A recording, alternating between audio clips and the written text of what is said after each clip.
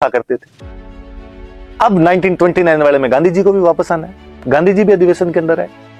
गांधी जी कई सालों बाद में, बीच के अंदर तो गांधी जी वो एक्टिव पॉलिटिक्स में थे ही नहीं, तो अधिवेशन वगैरह में कम ही आ रहे थे। इस बार गांधी जी आए तो लोगों ने कहा बापू आए, बापू आए, अरे मंच पे बिठाओ बापू को, मंच पे बिठाओ।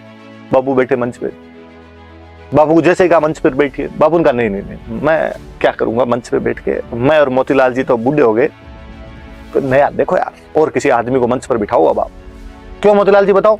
मोतीलाल जी ने कहा हाँ, अब अपनी तो उम्र गई, दूसरे कोई मौका दिया जाना चाहिए अब तो। लोगों ने कहा नहीं नहीं बापू ऐसे क्या कर रहे हो, और आपको चलना ही चाहिए। बापू ने कहा दिमाग खराब है, क्या चलना चाहिए, मैं और मोतीलाल जी अब राजनीति नहीं करेंगे, बताओ मोतीलाल जी। मोतीलाल जी ने कहा साहब अपने अब राजनीति का क्या लेना देना है, युवाओं को मौका दिया जाना चाहिए, नए लोगों को आगे लाया जाना चाहिए। लोगों ने फिर भी कहा नहीं बाबू चलो आप बताओ नया अध्यक्ष किसको बनाए। हम बताने वाले कौन है, आप जानो ना, आपका काम जाने।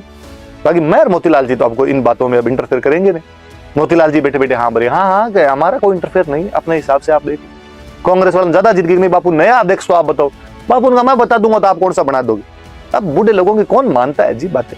कांग्रेस वालों का नहीं नहीं बापू आपकी लो की लकीर है, आप जिसको बता दोगे। और गांधी जी ने कहा कि अब मेरा और मोतीलाल जी का तो टाइम निकल गया, बताओ मोतीलाल जी। मोतीलाल जी ने कहा हाँ, बूढ़े लोगों का तब टाइम नहीं। और गांधी जी ने कहा कि मुझे लगता है कि इस पद के लिए, कांग्रेस के अध्यक्ष पद के सर्वाधिक कोई जिम्मेदार व्यक्ति तो जवाहर है।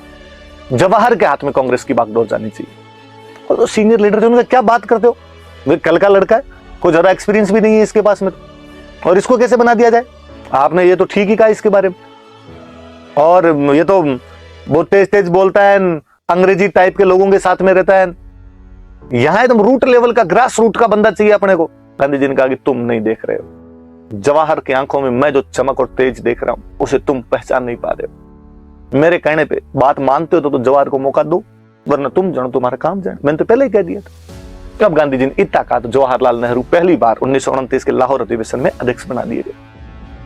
अब होता क्या है कि आप यदि मेरी तारीफ करोगे ना तो मेरे पे एक दबाव आता है कि मैं आपकी वापस तारीफ करूं, मैं भी वैसी मीठी मीठी बातें आपके बारे में कहूं। अब जवाहर अध्यक्ष बने, जवाहर की बारी आई, जब बोलिए आप।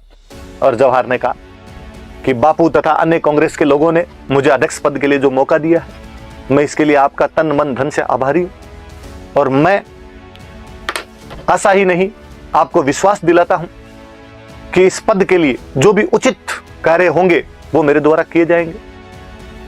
और चूंकि मुझे अध्यक्ष बनाया गया है, इसलिए मैं एक नई घोषणा भी करना चाहता हूं कि हमने आज से 10 साल पहले एक बड़ा पॉलिटिकल मूवमेंट बापू के नेतृत्व में शुरू किया था, जिसका नाम था नॉन कोऑपरेशन मूवमेंट, असहयोग आंदोलन।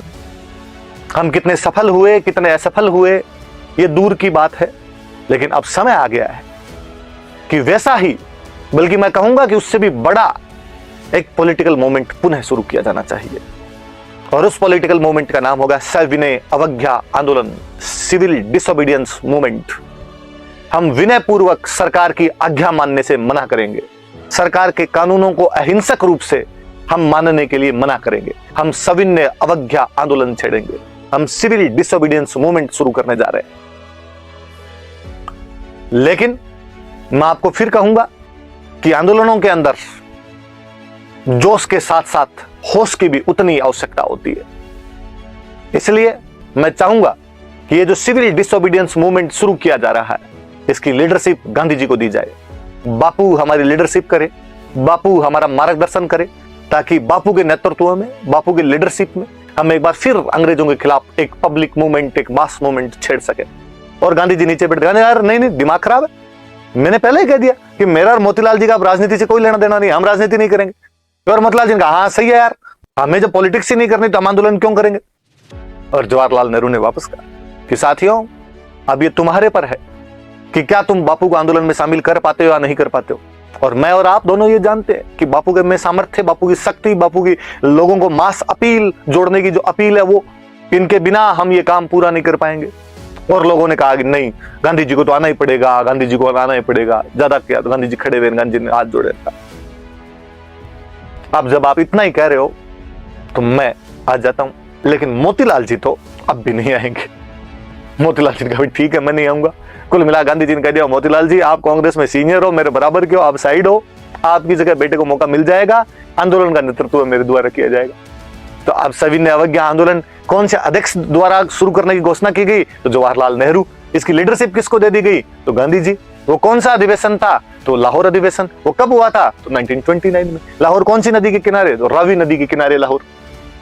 इसलिए अक्सर वो है कि कौन सी नदी के तट पर यह सब घोषणा की गई? तो रावी नदी के तट पर। जवाहर ने अपना भाषण आगे कंटिन्यू किया। जवाहरलाल नेहरू ने कहा कि इस बार हमारा जो उद्देश्य है वो पूर्ण स्वराज है। हम पूर्ण स्वराज के लिए आंदोलन करेंगे, पूरी तरीके से अपना राज हम अंग्रेजों को देश से बाहर निकालेंगे। हम पूर्ण स्वराज के लिए आंदोलन करेंगे।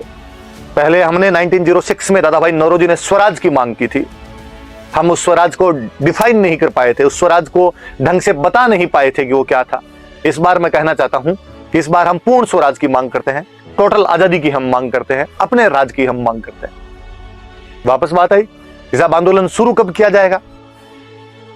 दिसंबर का महीना, अंतिम दिन चल रहे, 28, 29, 30 दिसंबर का अधिवेशन हुआ करता था। और जवाहरलाल नेहरू ने पुनः कहा कि अगले महीने की अंतिम रविवार को हम आजादी का दिन मनाएंगे। हम अंग्रेजों के साथ अपने तमाम संबंधों को तलाक तलाक तलाक बोलते। हमारे अंग्रेजों के साथ अब किसी भी प्रकार के रिलेशन नहीं है। हम अंग्रेजों के खिलाफ अब लड़ाई की, आजादी की लड़ाई छेड़ने जा रहे हैं तथा अगले महीने के लास्ट संडे को हम आजादी का दिन मनाएंगे।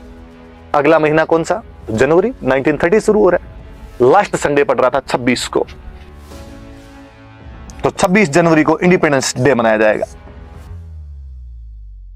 स्वतंत्रता दिवस मनाया जाएगा।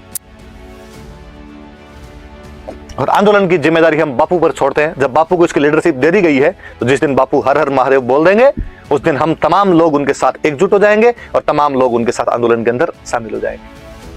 कुल मिला के ये अधिवेशन लाहौर वाला 3-4 बात याद करने के लिए कहता है।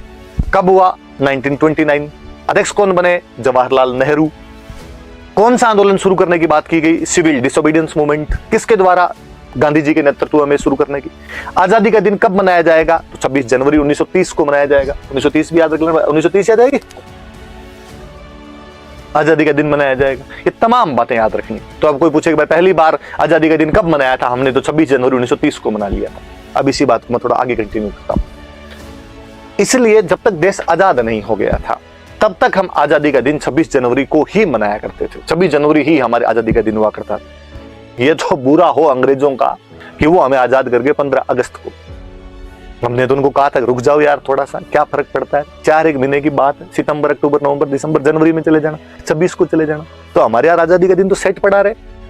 पर लॉर्ड माउंटबेटन जो कि भारत का उस समय गवर्नर जनरल था, उसकी फेवरेट डेट थी 15 अगस्त।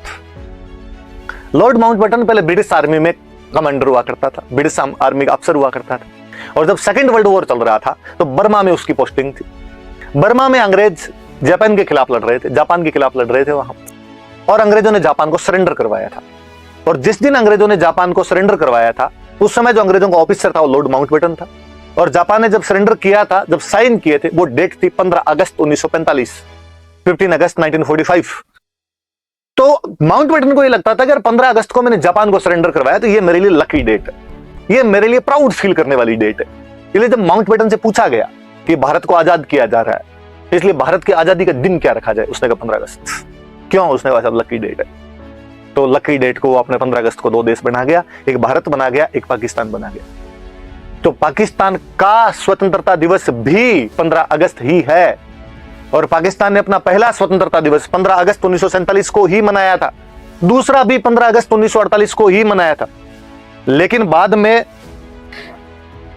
तीसरे की बात आई जब, तब भगवान जाने पाकिस्तान की क्या मन में आई और पाकिस्तान ने इसको 1 दिन पहले मनाना शुरू कर दिया था। उनके कैलेंडर के अनुसार शायद कोई त्योहार पड़ रहा था, कोई मुस्लिम त्योहार पड़ रहा था, और उन्होंने कहा भाई हम तो 14 अगस्त को मनाए, और तब से ये 14 अगस्त को मनाने लगे। बाकी पहले पाकिस्तान भी 15 अगस्त को मनाता था। इसलिए कई बार जो चाय की थड़ी पे बैठ के लोग वैसी बात करते रहते हैं कि नहीं पाकिस्तान थोड़ा सा पहले आजाद हो गया था और भारत तो थोड़ा सा बाद में आजाद हुआ था। कोई बाद में कहता है कि आधी रात को है ना आजाद किए थे, तो 11:59 पे तो पाकिस्तान को आजाद कर दिया था और 12 बजे ठीक भारत को आजाद किया था, इसलिए अलग अलग दोनों को। ऐसा थोड़ी होता है यार, खरबूजा है काटना है उसको तो दोनों साइड बराबर गिरेगी। ये थोड़ी है कि पाकिस्तान वाली साइड तो गिर गई और भारत वाली साइड को आगे 2-1 मिनट थोड़ा वेट कर यार, बाद में गिर जाना तू इधर। तो पहले पाकिस्तान का भी यही हुआ करता है। अब हमारा इंडिपेंडेंस डे तो हो गया, अब 15 अगस्त, तो अब 26 जनवरी का क्या करें? तो फिर अपने बड़ों ने कहा कि 26 जनवरी को हम संविधान बनाएंगे। संविधान बनाने बैठे, वो संविधान भी बन गया 26 नवंबर को। तो अब क्या किया जाए? तो कहा बताना मत रहे किसी को, संविधान बन गया ये बात किसी को बतानी नहीं, अपने इसको लागू कब कर देंगे? 26 जनवरी। इसलिए 26 जनवरी को हमारा संविधान लागू किया गया, इसलिए हमने उसको बोलना शुरू कर दिया रिपब्लिक डे। हमने इसको गणतंत्र दिवस बोलना शुरू कर दिया। तो 26 नवंबर रोया बेचारा कि मेरी क्या गलती, मुझे अनाथ यतीम लावारिस छोड़ दिया आपने। तो हमने कहा तुझे भी कुछ ना कुछ कहेंगे, तुझे हम कह देंगे विधि दिवस, लॉ डे, लीगल डे कह देंगे हम तेरे को। और जब 2014 के बाद मोदी जी की सरकार आ गई तो भाई एक बार कहीं भाषण दे रहा था और भाई ने उसमें कह दिया कि आज के बाद हम 26 नवंबर को संविधान दिवस के रूप में मनाएंगे, कॉन्स्टिट्यूशन डे के रूप में मनाया जाएगा। तो हम 26 नवंबर को तो अब मनाते हैं संविधान दिवस, 26 जनवरी को हम मना लेते हैं गणतंत्र दिवस, और 15 अगस्त को हम मना लेते हैं स्वतंत्रता दिवस। तो ये घटनाएं हैं, थोड़ी इधर उधर की बातें याद रखना, चेक करना। आज मुझे याद एक बार क्वेश्चन पूछा हुआ था, कॉलेज लेक्चरर का कोई एग्जाम हुआ था शायद, उसमें पूछा था। अब तो वापस कॉलेज लेक्चरर की वैकेंसी आ रखी है, उसमें क्वेश्चन था कि प्रथम संविधान दिवस कब मनाया गया था। तो 26 नवंबर तो है, और अब आप ऑप्शन देखना, 14 है, 15 है, 16 है, 17 है। ऑप्शन मैंने दे दिए, आप बाद में कमेंट में बता देना क्या है क्या नहीं है, अपने हिसाब से मैं बता